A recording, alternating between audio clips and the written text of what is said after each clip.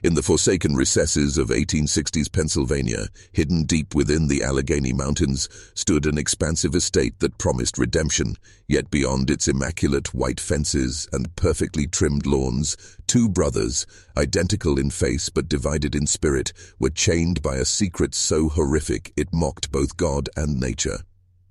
They shared everything, a home, a dark ambition, and, in a way that makes the blood run cold, one unsuspecting bride. Understand this clearly.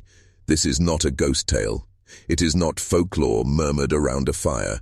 This is the factual, documented chronicle of how twin brothers, celebrated as pioneers of medicine and benevolence, deceived America's wealthiest families, constructing a private dominion built on a single nightmarish lie.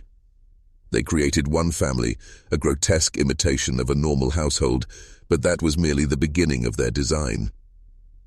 Welcome, seekers of truth, to Shadowed Stories. What you're about to hear has been intentionally buried by history, locked inside court records and brushed off as rural myth. Why? Because the truth condemns more than two depraved men. It indicts an entire generation. This channel is for the fearless, for those willing to gaze into the abyss. So I must ask, do you have the resolve to witness what lay hidden in that desolate valley? If so, prove it. Smash that subscribe button, activate notifications, and drop a comment with your city or state to let us know you've joined the investigation. Let's unearth this together. Now, let's set the scene, because the terror of this tale can only be grasped by understanding the world that birthed it. Envision America in 1866. The Civil War had just torn the nation apart, leaving wounds on its soil and on its people's minds. It was an age of stark contradiction. On one side stood the dawn of the Gilded Age, unprecedented fortunes, roaring mills, cities swelling with immigrants, and unshaken faith in science and progress. Titans like Carnegie and Rockefeller were forging kingdoms of steel and oil. Yet beneath this glittering veneer festered deep unease. The war had exposed life's fragility, and the new sciences, while promising wonders, also birthed terrifying concepts. Phrenology claimed character could be read from bumps on a skull. Social Darwinism was warped into a license for cruelty on factory floors and in slums. And most insidious of all, eugenics had begun to take root. The belief that society's plagues, from poverty to insanity, weren't social woes but hereditary flaws, a disease in the blood. For America's rising aristocracy, the lords of industry and finance, appearance was paramount. They erected palatial homes and funded grand operas, desperate to erase the grime of their beginnings and crown themselves a new nobility.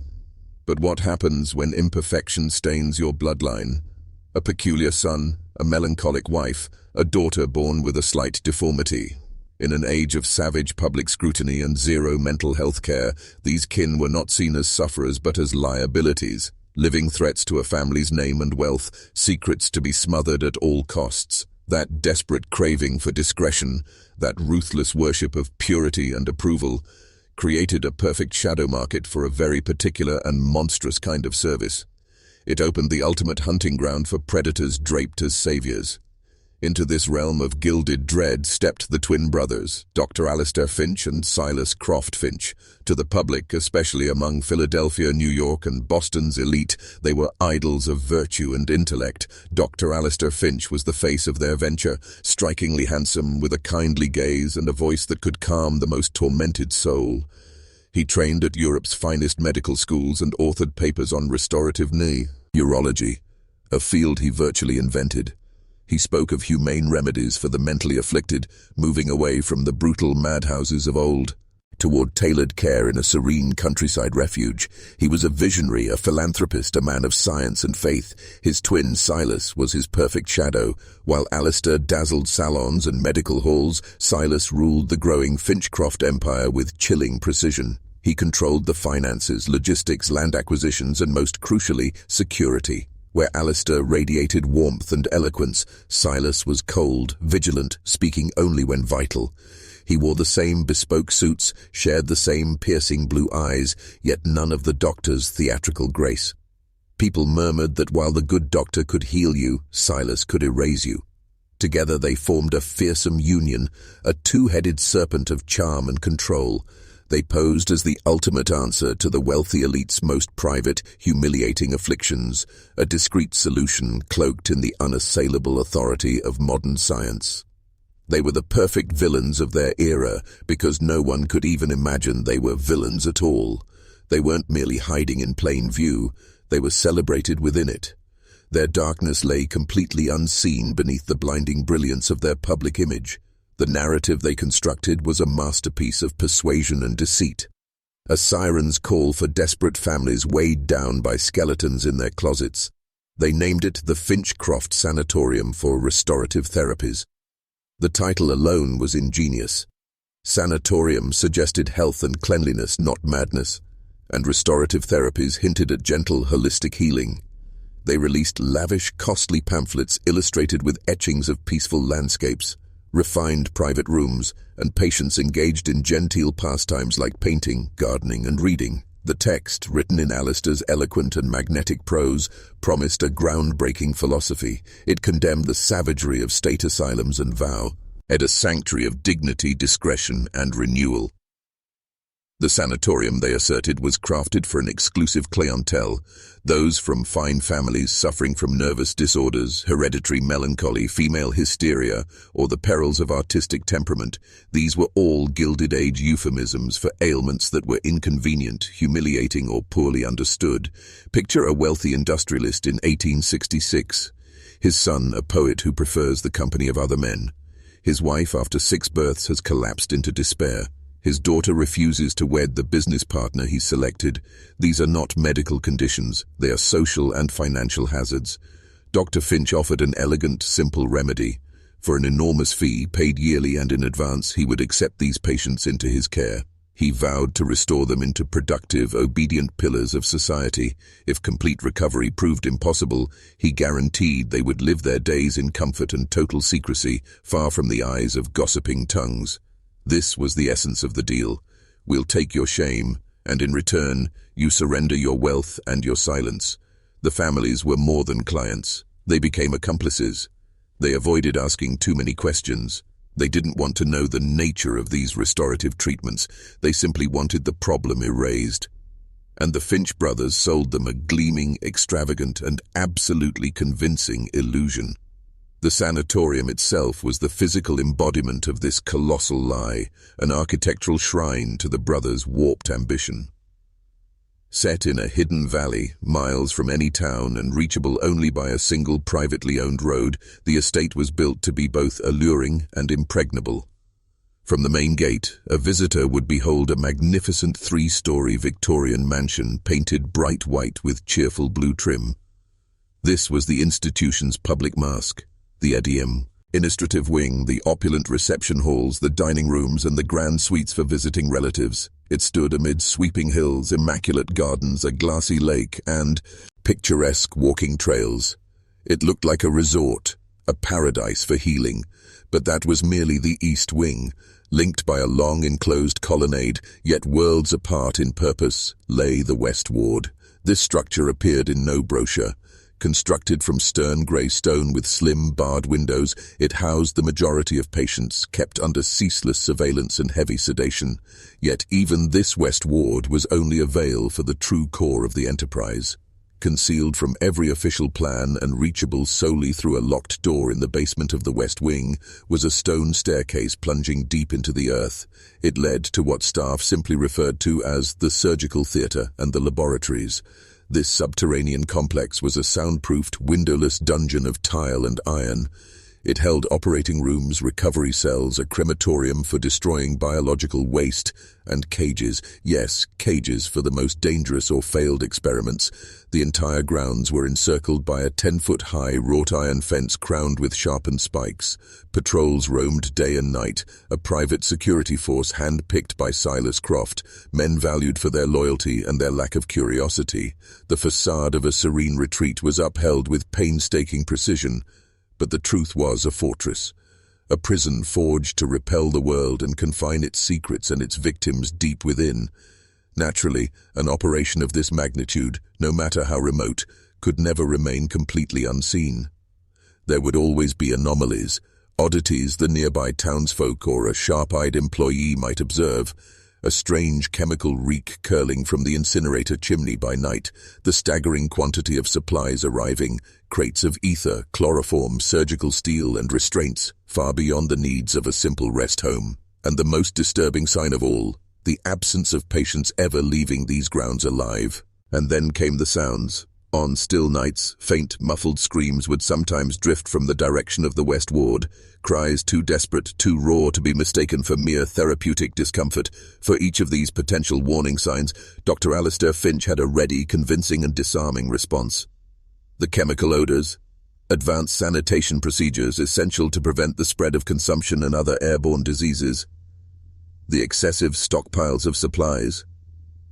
"We are not just a sanatorium," he would say, but a leading research facility at the forefront of neurological science.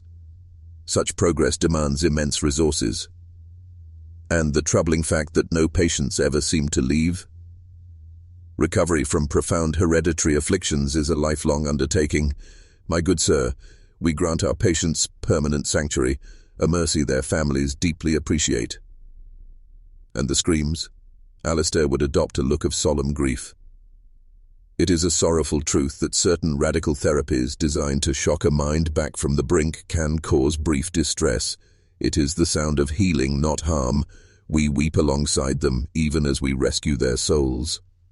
His towering reputation, combined with the economic benefit the sanatorium brought to the struggling local community in jobs and commerce, made people want to believe him. They needed him to be the benevolent genius, the hometown boy made good. The mental gymnastics required to believe otherwise were too severe. It was far simpler to embrace the comforting lie than to face the monstrous truth. His explanations didn't merely satisfy doubt, they crushed it, branding anyone who questioned him as either ignorant of modern science or cruelly indifferent to the plight of the suffering. No despot, however brilliant or influential, operates alone. They require a lieutenant, an enforcer who shares their vision and will execute the dirtiest case without hesitation. For the Finch brothers, that indispensable cog in their infernal machine was the head matron of the West Ward, a formidable German émigré named Nurse Eva Brandt. Eva was no mere employee. She was a zealot, a fervent disciple of Dr. Alistair Finch's depraved creed. She arrived in America with nursing credentials, but also with a mind steeped in the darkest corners of European social dogma. She held an almost sacred conviction in blood purity and the ruthless necessity of pruning the unfit from humanity's tree. In Dr. Finch, she did not see an employer, she saw a prophet, a man courageous enough to cleanse mankind of its frailties. She reigned over the West Ward with an iron grip and an unnerving absence of pity. It was Eva who administered the daily drafts of laudanum and other sedatives that kept the patient ranks subdued. It was Eva who selected candidates for Dr. Finch's special therapies in the underground theatre, often guided by her own cruel calculations of worth. She imposed a brutal code of silence upon junior nurses and orderlies. Her watchful eyes missed nothing. Any staffer who showed excess compassion, asked too many questions, or seemed untrustworthy would be reported straight to Silas Croft and would vanish without trace, their exit explained as a sudden family emergency or abrupt resignation. Eva was the sentinel of the sanatorium's inner hell. She was the one who welcomed each new arrival, her smile a brittle mask stretched over iron resolve, stripping them of possessions and identity, assigning them a number, and ushering them through the locked doors from which most would never return. Her complicity was not passive, it was fanatical and absolute. She was the high priestess of Alistair's Black Cathedral, and her loyalty rendered her, in many ways, more terrifying than the brothers themselves. So who were the doomed souls that found themselves imprisoned behind the spiked iron fences of Finch Croft? It is essential to know they were not, for the most part, the violently insane or the clinically deranged who filled the public madhouses of the day. The Finch brothers' victims were chosen for an altogether different reason: inconvenience. They were thorns in the side of the Gilded Age elite. Imagine the young heir who, rather than embracing the family business, wrote poetry, drank excessively, and bore forbidden desires for other men. His father, petrified of scandal and eager to pass the empire to a steadier younger son, would view Dr. Finch's institution as salvation. Or picture the sharp-witted wife of a powerful politician, a woman aware of his corruption, threatening exposure. A diagnosis of hysteria from a cooperative doctor, followed by a discreet midnight transfer to Dr. Finch's care, ensured her silence forever. There were artists, radicals, reformers whose progressive notions shamed their families. There were young women pregnant out of wedlock, their condition a blight on family honor, erased by removal. There were children born with deformities, a clubfoot, a cleft palate, a vivid birthmark, living emblems of a tainted bloodline. And perhaps most chillingly, there were those in perfect health, whose only crime was obstructing an inheritance. An older brother, a widowed stepmother with life rights.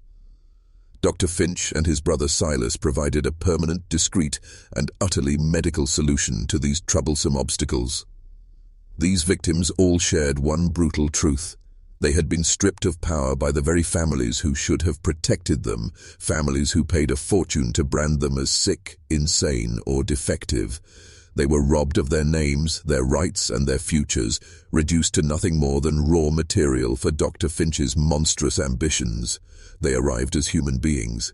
They became case numbers, specimens in a generational experiment from which there was no escape. For years, Finchcroft Sanatorium operated under a shroud of flawless secrecy. The walls were high, the staff terrified into silence, and the wealthy families footing the bills were bound by their own shame to keep quiet. It was a perfect system, but even the most meticulous machine can be shattered by one random event. That event was a boy, 16-year-old Finn O'Malley. Finn wasn't a detective, wasn't a crusader. He was just a skinny, hard-working kid helping his family make ends meet. His days were spent mucking stalls, feeding horses, dreaming of a bigger world beyond the valley. The sanatorium on the hill. It was a place of awe and mystery, a grand estate whispered about in respectful tones, employing locals and radiating power. One suffocating summer night, a storm tore through the valley. Lightning split the sky and a tree crashed down near the pasture, spooking the horses. One, a spirited mare, bolted, smashing through a fence and vanishing into the woods toward the sanatorium grounds. The old farmer Finn worked for told him to leave it until morning. But Finn, worried she'd break a leg, grabbed a lantern and plunged into the storm. He tracked her through the forest, the trail leading to the sanatorium's back fence and to a squat, ugly brick building he'd barely noticed before, the incinerator. As he crouched in the brush, coaxing the horse, the door creaked open. A wave of hellish orange light spilled into the rain. Two figures in long, dark coats stepped out, faces shadowed beneath wide-brimmed hats. Between them, they dragged something heavy, wrapped in canvas, out from a shed. They struggled to hoist the burden into the roaring furnace. And then it happened. The canvas slipped. For a single, searing instant, lit by fire and a jagged flash of lightning, Finn saw the truth. It wasn't trash. It wasn't an animal. It was a body. Pale, twisted, limbs bent at angles no living creature could survive. A flicker of long, dark hair. It was a woman. Finn slapped a hand over his mouth to smother the scream, clawing up his throat. His heart hammered so violently he thought it would burst. He had just witnessed an execution. The image burned into his mind like a brand. The sight of that broken body sliding into the flames shattered his innocence and plunged him into a waking nightmare. He abandoned the horse, the lantern, everything, and ran. Branches clawed at his arms as he tore through the woods, driven by pure terror.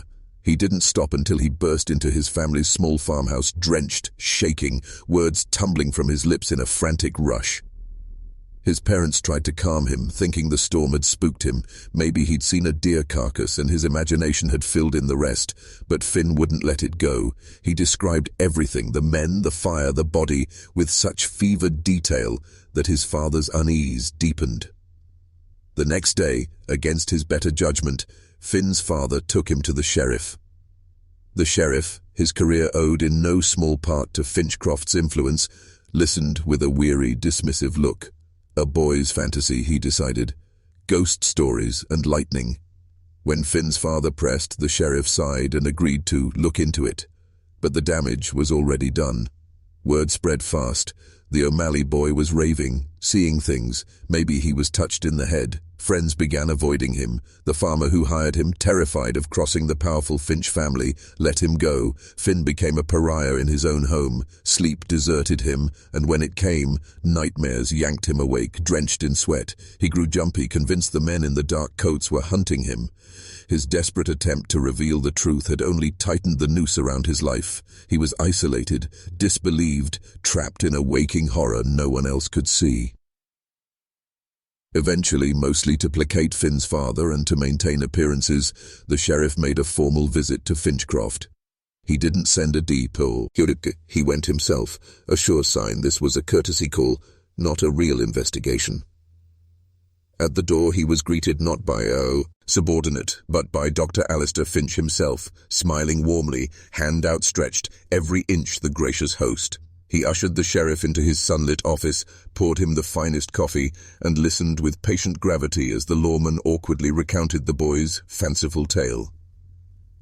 When the tale was done, Dr. Finch leaned back, the image of tired kindness. He explained, his tone drenched in sympathy, that the facility did indeed possess a high-capacity incinerator.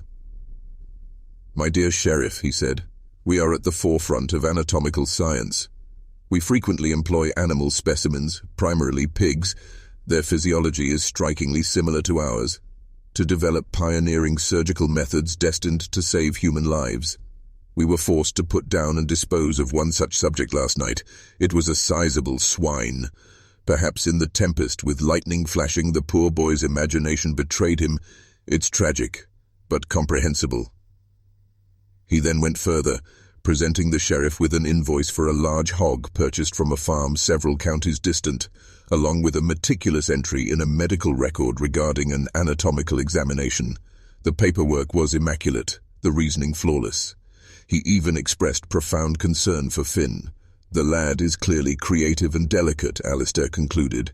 "Perhaps the burdens of youth have become too heavy for him. If his family finds they cannot manage his episodes, kindly inform them. My doors remain ever open. We possess experience with such troubled youngsters." It was a brilliant act of credible denial, offering a flawless rationale while subtly threatening to transform the accuser into the accused, to brand Finn as a prospective patient himself. The sheriff, comforted and duly impressed, departed the sanatorium, convinced the affair was resolved. The official investigation was terminated, while Finn was being dismissed as delusion. Al and the law was being seduced into cooperation. The genuine operations of the sanatorium persisted unbroken within the walls of the West Ward, and now we must confront the dreadful essence of what Dr. Finch deemed achievement. Occasionally, a family would be summoned to the sanatorium for an update on their relative. They would be led into a secluded salon in the immaculate East Wing where Dr. Finch would join them, his face glowing with professional satisfaction. Then Nurse Brandt would escort the cured patient inside. Picture this reunion. A wife comes to see the husband committed for his artistic temperament and spells of melancholy. The man who enters is her husband, yes, but the fire in his eyes has vanished. He moves with a sluggish, shuffling gait. He speaks only when prompted in a dull, affectless monotone. He no longer mentions poetry or politics. He appears content merely to sit and gaze at his hands. The wife is at first aghast at this hollow remnant of the man she wed, but Dr. Finch stands ready to redefine terror as deliverance. "You see," he would whisper, his voice tender as silk, "the agitation is gone. The destructive impulses are stilled. We have calmed the tempest. He is serene now. He is controllable." The families, desperate for reassurance, would seize upon these words. They had purchased a solution, and this was the solution presented. A son once unruly and defiant, now rendered meek and compliant. A daughter who once shrieked and clawed at her gilded prison, now subdued and inert. Her hysteria supplanted by an everlasting spectral quiet. These were the breathing proofs of Alistair Finch's craft. He wasn't restoring people, he was obliterating them, methodically dismantling their identities through a chilling arsenal of profound sedation, psychological torment, and for the most obstinate, the crude, ghastly operation that was his signature, the transorbital lobotomy. He flaunted his victims as victories, and in their vacant stares the families perceived not the enormity of what was annihilated, but the tranquility for which they had paid so dearly. To truly comprehend the abyss of Alistair Finch's corruption, one must peer beyond the bodily atrocities of the sanatorium and into the warped creed that sustained them. Finch was more than a sadist or a charlatan. He was an ardent disciple of his own monstrous dogma, a dogma he scrupulously recorded in a collection of leather-bound volumes. These journals, penned in taut, immaculate strokes and secured by an intricate personal cipher, embodied his life's obsession. They exposed a consciousness consumed by a twisted ideal of human refinement. He regarded mankind not as a community of individuals, but as an imperfect herd requiring the stern governance of science to steer its evolution. He believed every trait society scorned, rebellion, creativity, despair, passion, deviance, were genetic malignancies, tumors on the lineage that must be surgically eradicated. His curative regimes were a triple-pronged assault upon the essence of humanity. The first strike was surgical incursion. He experimented with crude psychosurgeries, perfecting the ice-pick lobotomy long before notoriety claimed it, severing neural pathways he believed harbored a person's flawed persona. Next came a regimen of coerced sterilization, guaranteeing that his restored yet genetically corrupted subjects would never reproduce. But the third and most sinister element of his system was a clandestine eugenics initiative. He would select his most docile male and female patients, those whose wills were utterly crushed, and compel them to cohabit and conceive offspring within the confines of the sanatorium, striving to cultivate a breed of flawlessly submissive, compliant human beings. This was the monstrous reality concealed behind the title of the script, the notion of the twin brothers wedded to the same woman. It was no literal union, but a symbolic sacrament. Alistair and Selah, the twin architects of this inferno, saw themselves as twin progenitors of a new bloodline. They chose a particular female patient, a woman from a once noble family whose consciousness had been wholly obliterated by their methods, and declared her the ceremonial bride of their design, the vessel through which they would forge their master race. She was wed not to a man but to an ideology, and her children were destined for them, the inaugural generation of a new humanity, born and nurtured inside a cage. Just as the valley's darkness appeared total and impenetrable, a new force entered the volatile tableau, a piece placed on the board the Finch brothers had never foreseen. This was Dr. Elias Thorne. Elias, in many respects, embodied the younger version of the man Alistair Finch pretended to be. He was brilliant, empathetic, and fiercely idealistic, a physician from a distinguished Boston lineage, yet his idealism had been savaged by his years as a Union Army surgeon during the Civil War. He had endured 4 years in battlefield hospitals, performing endless amputations amid the ceaseless cries of dying soldiers. The sheer futile carnage of it had left him embittered toward orthodox medicine. He yearned for a method to mend not merely the body, but the psyche and soul, to construct, not destroy. That profound longing rendered him the perfect victim of Alistair Finch's propaganda. When Elias encountered one of the sanatorium's elegant pamphlets and subsequently read Finch's printed essays on humane neurological care, a wave of hope surged within him for the first time in years. Here at last appeared a sanctuary aligned with his principles. Here was an innovator rejecting the savagery of the past in favor of a future steeped in gentle restoration. To him, Finchcroft Sanatorium was more than employment, it was a vocation. He penned an impassioned letter to Dr. Finch, outlining his convictions and his fervent wish to join such a groundbreaking crusade. Alistair, a masterful reader of character, discerned within Elias's letter the ideal pawn, a sincere, skilled, and slightly guileless young doctor whose presence would bolster the sanatorium's credibility, he swiftly extended an offer for a senior post, lauding Elias's uncommon insight and benevolent nature, and thus Dr. Elias Thorne packed his belongings and journeyed to the secluded Pennsylvania Valley, arriving brimming with hope, prepared to devote his existence to a noble enterprise. He had no inkling that he was voluntarily stepping into the jaws of the beast. Dr. Elias Thorne's first weeks at Finchcroft Sanatorium were a perplexing fusion of wonder and disquiet. Outwardly, everything matched the glowing promises of the brochures. He received a splendid suite in the East Wing, was treated with the utmost courtesy by Alistair Finch, and was initially captivated by the serene splendor of the grounds. Dr. Finch proved a charming and attentive mentor, engaging Elias in lengthy dialogues on medical theory and ethics, ever skillful at veiling the exact particulars of his restorative practices. Yet fractures in the immaculate facade appeared almost at once. Elias, armed with a surgeon's keen perception, began observing anomalies. He detected the pervasive sweetness of laudanum saturating the air about the West Ward, a cloying scent poorly concealing a deeper odor of dread and unwashed flesh. He grew unsettled by the patients he was permitted to encounter. They exuded an unnatural passivity. Their speech was stunted, hollow, their eyes devoid of any glimmer of vitality. His repeated petitions to examine admission records were met with polite but unyielding refusals from Nurse Eva Brandt, who curtly asserted that Dr. Finch personally oversaw all preliminary evaluations. The junior staff proved another source of foreboding. They were jittery, elusive, their gazes flicking nervously toward their superiors.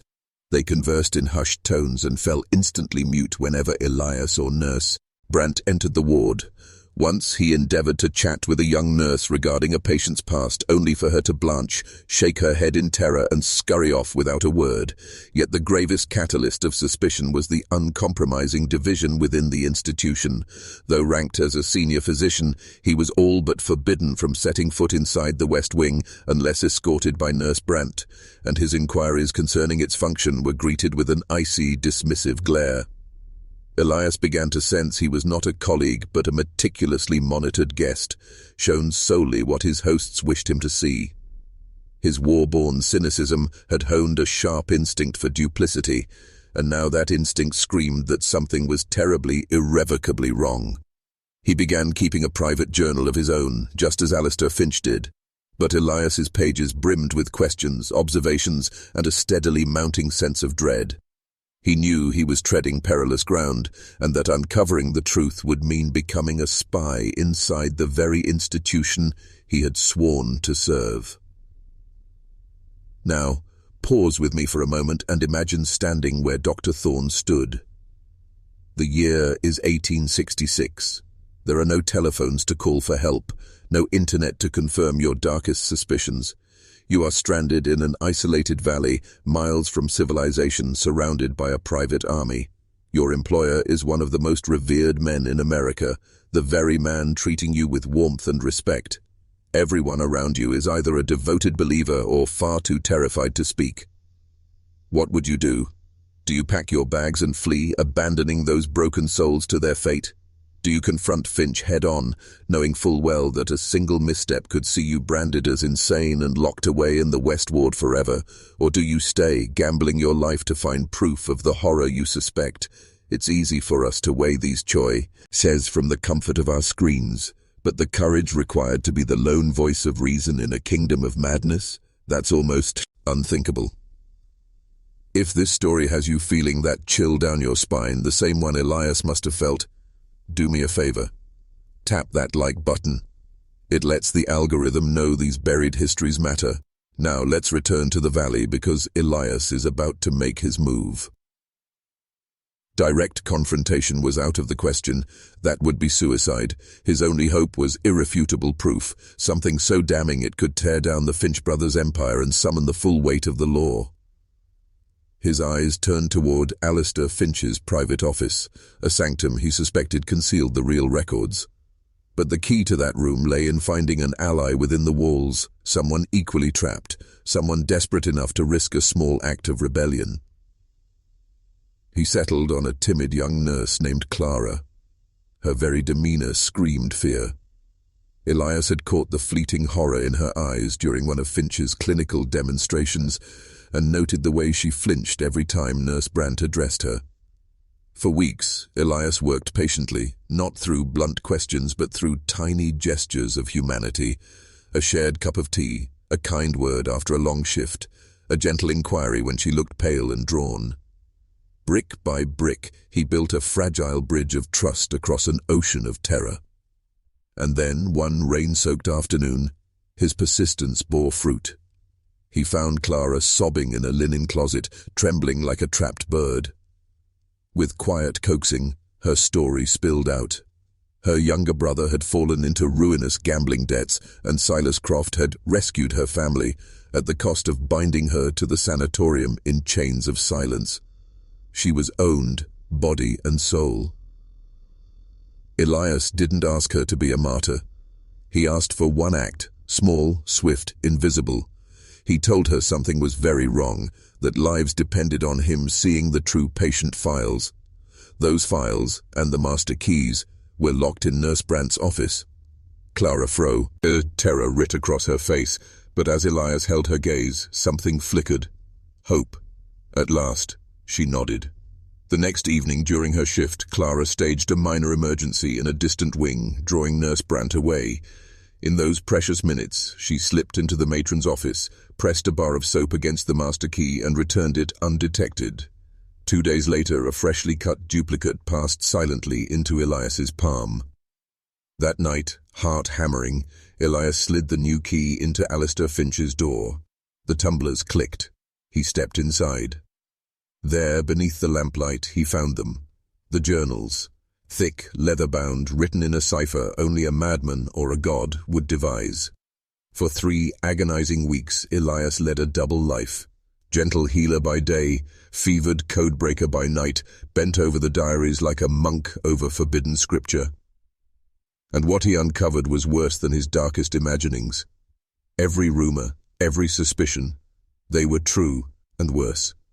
The crude surgeries, the sterilizations, the failures that were murders, the breeding program, and worst of all, a ledger naming every aristocratic family who had paid for these atrocities. He held in his hands the kind of truth that could burn the Gilded Age to the ground. When the last cipher gave way, Elias understood. His time at Finchcroft was finished. He was no longer a physician. He was a witness. And these journals were his gospel.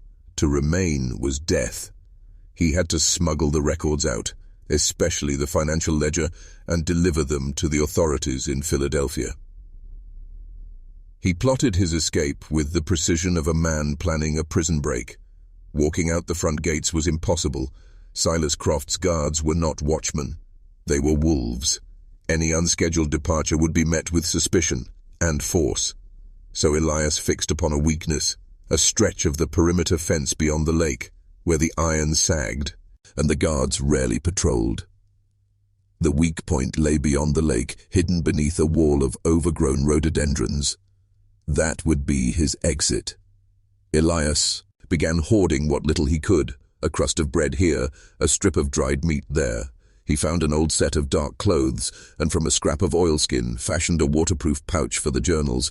He stitched it into the lining of his coat with hands that shook, not from fear, but from the weight of what he carried. He would move on the night of the next new moon. No moonlight, no shadows, just darkness for cover. But Elias had made one fatal miscalculation. He wasn't the only one watching. Alistair might have been the visionary, but his twin Silas was the predator, the quiet one, the one who never trusted smiles or silences. And Silas had noticed the shift in Elias. The questions stopped. The eyes that once wandered now stayed downcast. He lingered too long in his quarters, too much time alone. Silas began to watch the watcher.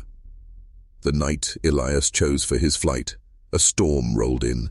Black skies tearing open with wind and rain, as if the heavens themselves conspired to drown him. The sanatorium slept under the roar of thunder. Perfect cover, or so he thought. He slipped out through a side door of the east wing, coat heavy with its hidden secret. Ahead lay the lake, black and boiling in the storm. Beyond it, the thicket, freedom. But two shadows peeled away from the darkness behind him. Silas's men. The escape shattered into a chase. Elias heard the snap of a twig and bolted, crashing through drenched underbrush, the journals thudding against his ribs like a second heartbeat. Shouts ripped through the storm, boots pounded the mud. He ran like a man pursued by hell itself. Rain blinded him, roots clawed at his feet, branches whipped his face raw, but he clung to that coat like a lifeline. Behind him, the guards closed in, their lanterns slashing through the night. The manicured lawns gave way to Pennsylvania wilderness, a tangle of ancient forest, black as a coffin. Elias's lungs. Gears burned, his legs screamed, still he ran. Hours, maybe minutes, maybe years passed in that nightmare blur, until the voices faded and the forest swallowed him whole. At last he collapsed beneath a massive oak, mud caked to his skin, heart pounding like a war drum. He clutched his coat and prayed for dawn. When morning came, it brought no peace, only exhaustion and the long march east. For 2 days, Elias staggered through the rain-slick wild, driven by nothing but rage, fear, and duty. By the time he stumbled into Harrisburg, he was scarcely human, gaunt, filthy, eyes wild with fever and secrets. He made for the state police headquarters, a fortress of law that felt like another planet. The desk sergeant saw only a madman raving about monsters in a mansion. Until Elias spoke 13 words. "I have evidence of financial crimes by Dr. Alistair Finch." And then he produced the ledger. The officer flipped the pages and froze. Names stared back at him like ghosts. Senators, judges, industrial barons, titans of the Gilded Age. The room changed in an instant. Skepticism curdled into silence. The state's chief prosecutor was summoned. Elias was placed in protective custody. The machine of justice, so often blind, roared to life, not for the sake of the broken bodies rotting in Finchcroft, but because this was dynamite, scandal that could topple the state. Within 48 hours, an operation unlike any before was in motion. 50 armed troopers, their rifles loaded, their carriages unmarked. A dawn raid on Finchcroft. No warnings, no chance for escape. They struck like thunder. The estate was encircled before the guards could fire a shot. Doors were smashed, corridors stormed. What they found inside was not a hospital. It was a mausoleum of horrors. The east wing was a facade of elegance, polished floors, velvet drapes, the illusion of order. But the west ward, behind its locked doors, lay madness. As dozens of patients, men, women, lay shackled in filth. Malnourished, drugged, some barely alive, the stench of decay clung to the walls, and then came the sub-basement. The place Elias had spoken of, but words had never done justice. The surgical theatre was a slaughterhouse. Blood pooled black on the floor. Leather restraints rotted on an iron table. On steel trays lay instruments that had no place in medicine. Ice picks honed to needles, drills, saws slick with rust and gore. And in the adjoining cells, they found what was left of humanity after Finch had finished his work, hidden by a dense mass of untamed rhododendrons. He began quietly stockpiling essentials, a small stash of food, a dark outfit, and a waterproof oilskin pouch to safeguard the treasured journal. He stitched the pouch inside the lining of his coat. He understood he needed to move on the night of the next new moon, when darkness would be his only friend. Yet he had misjudged the cunning of the other twin. While Alistair was the grand dreamer, Silas was the realist, the observer. He had detected the shift in Dr. Thorne. The young physician's questions had ceased. His attitude had gone from curious to wary. He spent too many hours secluded in his quarters. Silas, a being made of pure suspicion, began arranging for Elias to be shadowed. The evening Elias selected for his breakout, a storm was gathering. A reflection of the night Finamali had seen the atrocity at the furnace. As Elias slipped from a side entrance of the east wing and moved toward the lake, 2 of Silas's men were already peeling from the gloom to trail him. The silent getaway unraveled into a frantic, pulse-pounding pursuit. Elias caught the crack of a twig behind him and exploded into a full sprint, smashing through the thickets, the precious journal thudding against his chest. The guards closed in, their yells slicing through the wind and downpour. He was fleeing for his existence, bearing the burden of hundreds of other lives within the lining of his coat. Elias bolted with an urgency he hadn't felt since the front lines. The trimmed lawns of the asylum yielded to the savage, merciless Pennsylvania wilderness. Branches ripped at his skin and garments, and the rain-slicked terrain sent him staggering, yet he never relinquished the coat shielding the journal. The cries of the pursuers behind him grew dimmer as he drove deeper into the forest, his terror giving way to a raw instinct to endure and reveal the truth. He ran for what seemed like endless hours, long after the echoes of pursuit had vanished, until his lungs seared and his limbs failed. He collapsed beneath a towering oak, trembling and spent, where he endured a restless night, half aware and plagued by the secrets he now bore. At sunrise, he stumbled onward, using the climbing light to steer him east towards civilization. 2 days later, resembling more a wild-eyed drifter than an esteemed Boston doctor, he lurched into the fringes of Harrisburg. He was shattered, emaciated, battered, his elegant garments in ruins. He advanced to the state police headquarters, a bastion of law and order that felt like it belonged to a separate realm. He insisted on seeing the highest-ranking officer and was met predictably with doubt and distrust. The desk sergeant perceived a lunatic, but Elias, summoning the last of his energy, withheld the full account. He merely declared he possessed proof tied to financial fraud orchestrated by Dr. Alistair Finch and some of the most influential dynasties in the Commonwealth. Then he produced the journal. The instant the officer glimpsed the names inscribed, the lawmakers, the tycoons, the magistrates, the entire atmosphere shifted. This was no longer a madman's delirium. This was a political detonation. The skepticism in the chamber was replaced by a tangible, icy dread. The state's chief prosecutor was called. Elias Thorne, the runaway, was secured in protective custody. The reversal was astonishing. The apparatus of justice, so often blind to the sins of the elite and mighty, had been jolted awake by the single thing it could not: disregard the peril of a scandal capable of collapsing the state's entire hierarchy. The revelations contained within Dr. Finch's ledger, once partly decoded by Elias, rippled through the loftiest echelons of state authority. Within 48 hours, a strategy was launched for an all-out assault on the Finchcroft Sanatorium, an undertaking of unmatched magnitude and stealth. A heavily armed unit of more than 50 state troopers was gathered, traveling in nameless wagons to prevent alerting any of Croft's possible allies in municipal law. They appeared at sunrise, engulfing the estate from every direction in unison, crushing the private guard before any signal could sound. What they uncovered inside was a descent from a serene fantasy into the innermost abyss of damnation. The East Wing was precisely as it seemed, lavish, splendid, and unnervingly still. Yet when they broke through the barred portals of the West Ward, the real nightmare began to surface. They encountered a tableau of unthinkable degradation and grief.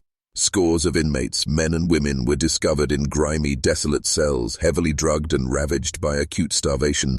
Many lay shackled in their bunks. A stench of rot and agony clung heavy in the air, yet the ultimate vault of horror lurked in the cellar, the reality of which Elias had spoken, but whose truth was infinitely more dreadful.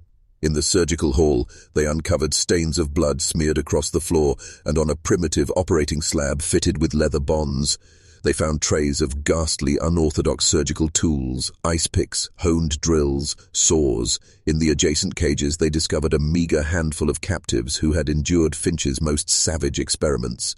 Individuals so psychologically and physically broken they were scarcely identifiable as human. The most nightmarish revelation, however, awaited behind the incinerator. Acting on Elias's and the stable boy Finn's statements, investigators began digging in the earth. They soon revealed a communal grave, a pit crammed with the skeletal remains of scores of men, women, and what seemed to be infants. The discarded experiments and silenced casualties of the Finch brothers' decade-long reign of terror. The Grand Sanatorium, once a beacon of hope and healing, now stood exposed as nothing more than a private mechanized slaughterhouse. The operation reached its climax with the capture of the twin masterminds of this horror. Dr. Alistair Finch was seized in his lavish office, encircled by his books and honors. When the lawmen stormed in, he showed no shock, no panic, only an air of weary disillusionment. He held his poise, projecting a cool conviction that this was merely a monstrous error driven by a bitter, unhinged former subordinate.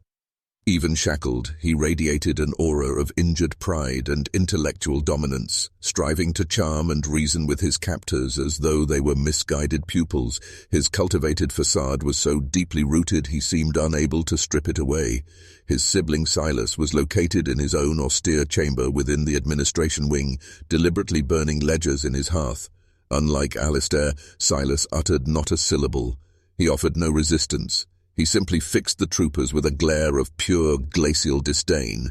As the two brothers, mirror images in form but worlds apart in demeanor, were escorted out in irons, the news erupted like wildfire.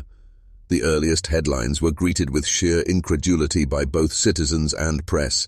Dr. Alistair Finch, the lauded philanthropist, the brilliant healer, a fiend. It seemed inconceivable. Yet as fragments of the raid began leaking out, rumors of the squalor in the West Wing, the exposure of the surgical hall, the discovery of the mass grave, that disbelief hardened into a wide wave of horror and betrayal. The revelation of the Finch brothers was far more than unveiling two offenders. It was the collapse of a sacred faith in the nobility of medicine and the virtue of the upper class. Men revered as redeemers were unmasked as executioners, and their spotless white asylum proved to be nothing but a gorgeously painted mausoleum. As detectives guided by a vindicated Dr. Elias Thorne painstakingly sorted through the mountain of evidence salvaged from the estate, the actual breadth of the Finchcroft empire came into terrifying clarity. This was not merely the madness of two brothers tucked away in a remote Pennsylvania hollow. Alistair Finch's encrypted diaries, once wholly decoded, exposed a vast hidden consortium sprawling across the American eastern seaboard. They documented communications with scores of other figures who were at best grossly negligent and at worst criminally complicit. There were eminent doctors in Boston and New York who had steered their wealthy patrons bothersome kin to Finch, pocketing fat consultation fees in exchange. They forged fraudulent diagnoses of hysteria or genetic lunacy to warrant confinement, fully aware the inmates were often entirely sane. There were domineering family patriarchs, moguls of industry and governance, whose letters to Finch voiced in chillingly blunt terms their craving to discard a problematic spouse or an unworthy heir. The journal was a register of human trafficking at the highest tier, where lives were bartered beneath the cloak of clinical care. The inquiry also unearthed banking logs revealing that Silas Croft had crafted shell entities to scrub the immense influx of funds, funneling it into legitimate ventures to mask its ghastly origin. The global dimension was perhaps the most staggering. Alistair had maintained ties with a shadowy cadre of eugenicists and racial theorists in Germany and Britain, exchanging data and techniques. He envisioned himself as part of a worldwide vanguard shaping the methods required to cleanse humanity on a planetary scale. Thus, too, Finchcroft Asylum was not merely a penitentiary nor a hospital. It was the prototype, the proving ground for a monstrous transnational dogma just beginning to fester in the blackest recesses of scientific thought. The crime was no mere slaughter. It was a conspiracy implicating an entire echelon of society. The prosecution of Silas Croft Finch and the posthumous charging of his brother Alistair became the scandal of the century. Yet it also stood as a chilling tutorial in how the mighty shelter their own. As the proceedings advanced, a suffocating and profoundly sinister curtain of secrecy began to descend. The elite clans whose identities appeared in Finch's ledgers, the ones who had willfully consigned their own blood to his chamber of abominations, marshaled colossal resources. They secured the nation's finest attorneys, who contended successfully to keep their patrons' names sealed from the public ledger, invoking medical confidentiality and family dignity. They wielded their sway to coerce newspaper editors, guaranteeing that coverage spotlighted solely the singular wickedness of the Finch siblings, scripting the tale as the saga of two singularly depraved men, rather than a systemic rot within the aristocracy. The storyline was tightly choreographed. Alistair, the deranged genius; Silas, his feral executioner. the families portrayed as tragic innocents duped by Finch's flawless reputation.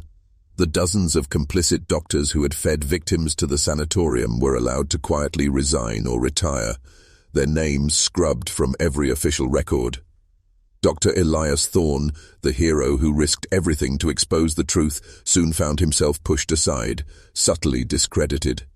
The defense painted him as an ambitious opportunist, a man with a vendetta who exaggerated his claims.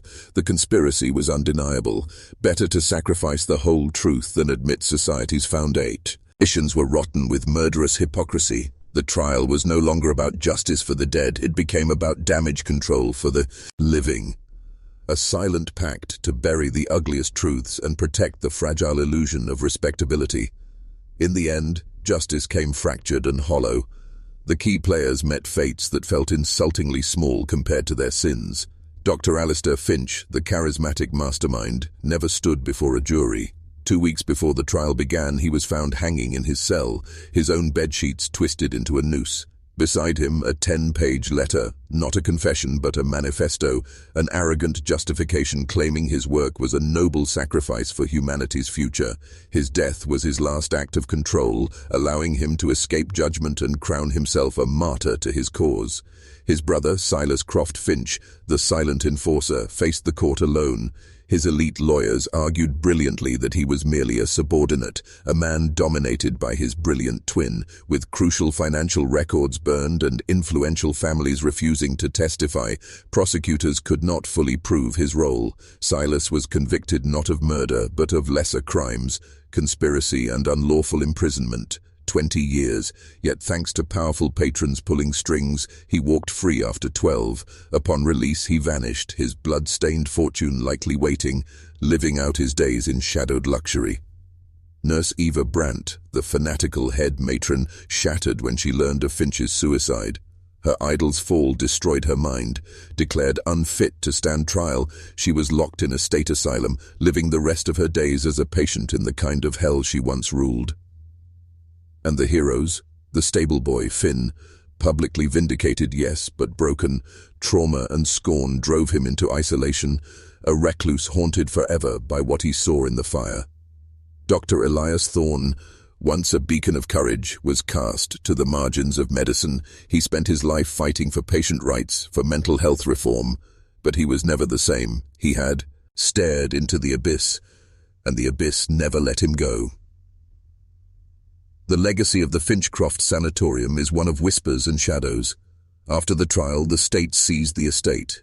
The buildings were declared too tainted to stand. They were torn down, stone by stone, until nothing remained but weeds and foundations. Official records were sealed, the story slipped from headlines and from history. Over time, the documented horror dissolved into local legend, a ghost tale for children about the mad doctor twins who haunted the valley. The truth, the eugenics, the conspiracy, the complicity of the elite was buried. But this story isn't about ghosts. It's about real monsters, the kind that thrive under the cloaks of progress, respectability, and science. It's a chilling reminder of how easily evil takes root when it serves the powerful. The Finch brothers committed atrocities for over a decade, not because they were superhumanly clever, but because society, or at least its ruling class, chose to look away. They provided a service that was wanted, and demand created the monster. This story forces an ugly question. Was the Finch evil a freak occurrence, or a symptom of something deeper? The obsession with purity, the dehumanization of the unfit, the willingness to erase the inconvenient. Maybe that sickness still sleeps inside society. The horror isn't that two men were monsters, it's that a whole world of wealth and privilege paid them to be. So now you've heard the real story. What do you think? Could something this vast, this vile, hide in our modern world with all our tech, our media, our so-called enlightenment? Do you believe crimes disguised as progress could be happening right now behind walls of wealth and power? Drop your thoughts in the comments below, because this is what Shadow Stories is about. Not just the tale, but the questions that claw at you long after it ends. If you believe, These buried truths deserve light. Share this video, subscribe, and join us as we drag history's darkest secrets into the open. The dozens of doctors complicit in feeding victims to the sanatorium were permitted to quietly step down from their hospital roles or retire, their part wiped clean from official archives. Dr. Elias Thorne, the hero who risked everything to reveal the truth, soon found himself pushed aside and subtly discredited. Defense attorneys painted him as a hungry opportunist, a man driven by a personal vendetta who had exaggerated his allegations. The societal scheme was obvious. It was deemed better to sacrifice the whole truth than to admit that the very pillars of their refined society were corroded by murderous hypocrisy. The trial shifted away from justice for the dead and became about damage control for the living, a collective silent pact to bury the ugliest fragments of the tale and shield the fragile illusion of their own virtue. Ultimately, the legal system delivered a fractured and deeply hollow version of justice. The main figures in this nightmare met fates that felt oddly mismatched to the scale of their wickedness. Dr. Alistair Finch, the magnetic mastermind, never stood before a jury. 2 weeks before proceedings were to begin, he was discovered hanging in his cell. Using his own bed sheets to craft a noose, he left behind a 10-page document, not a confession, but an intellectual defense. A final, arrogant manifesto declaring his work a necessary sacrifice for humanity's future. His suicide became the ultimate act of control, letting him escape judgment and shape himself as a martyr for his cause. His brother, Silas Croft Finch, the quiet enforcer, faced the court alone. His elite lawyers argued flawlessly that he was only a subordinate, a man acting beneath the overpowering influence of his brilliant, mentally dominant twin. With much of the most incriminating financial evidence destroyed and influential families refusing to speak, the prosecutors battled to prove the full breadth of his part as co-conspirator. He was found guilty not of murder but of lesser offenses, criminal conspiracy and unlawful imprisonment. He received 20 years, but due to the relentless legal maneuvers of his secret backers, he walked free after just 12. When released, he disappeared, his vast, stolen fortune likely awaiting, permitting him to live out his days in hidden luxury. Nurse Eva Brandt, the fanatical head matron, completely unraveled upon hearing of Finch's death. The collapse of her idol shattered her mind. Judged unfit for trial, she was locked in a state asylum, living the remainder of her life as a patient in the very sort of institution she once cruelly dominated. And our so-called heroes, Finn Ali, the stable boy, was publicly cleared, yet the trauma and scorn he suffered left him a broken shell. He withdrew from the world for the rest of his years, forever haunted by the image in the flames. Dr. Elias Thorne, despite his brave defiance, was pushed to the edges of medicine. He devoted his life to championing patient rights and reforming mental health care, yet he was forever scarred by the darkness he had uncovered, a man who had stared into the abyss and could never truly turn away. The legacy of the Finch Croft Sanatorium lingers as shadows and murmurs. After the verdict, the estate was seized by the state, and the buildings were judged so irredeemably defiled that they were dismantled stone by stone until nothing remained but overgrown foundations. The official files were sealed, and the story allowed to fade from newspapers and from the annals of accepted history. In time, the horrific documented reality of the sanatorium melted into a local ghost tale, a story told to frighten children about the insane doctor twins who once haunted the valley. The real depth of the atrocity, the eugenics, the conspiracy, the elite's complicity was successfully buried. But though a lesson in this story is not about spirits, it's about living monsters, those that flourish beneath the cloaks of progress, decorum, and science. A chilling reminder of how easily evil grows when it serves the interests of power. The Finch brothers enacted horrors for more than a decade, not because they were supernaturally brilliant, but because society, or at least its ruling tier, chose to avert its eyes. They offered a service their clients desperately craved, and that hunger birthed the beast. This story forces us to confront a deeply unsettling question. Was the evil of the Finch brothers a bizarre anomaly, a freak of fate? Or were they simply products of their era, a symptom of a plague, the obsession with purity, the dehumanization of the unfit, the readiness to discard the inconvenient that still lies dormant within society itself? The horror isn't that two men were monsters, but that an entire realm of privilege and wealth paid them to become so. So now that you know the story, the real story, I must ask, what do you truly believe? Could an atrocity this immense, a conspiracy this deep, stay hidden in our modern world of technology, media, and supposed enlightenment? Do you think similar crimes, masked as science or progress, could be happening right now behind the fortress walls of privilege and power? Share your honest thoughts in the comments below. This is what Shadow Stories is truly about, not just recounting the tale, but wrestling with the chilling questions it leaves behind. If you believe these silenced histories deserve a voice, subscribe and share this video. Help us drag these truths into the light.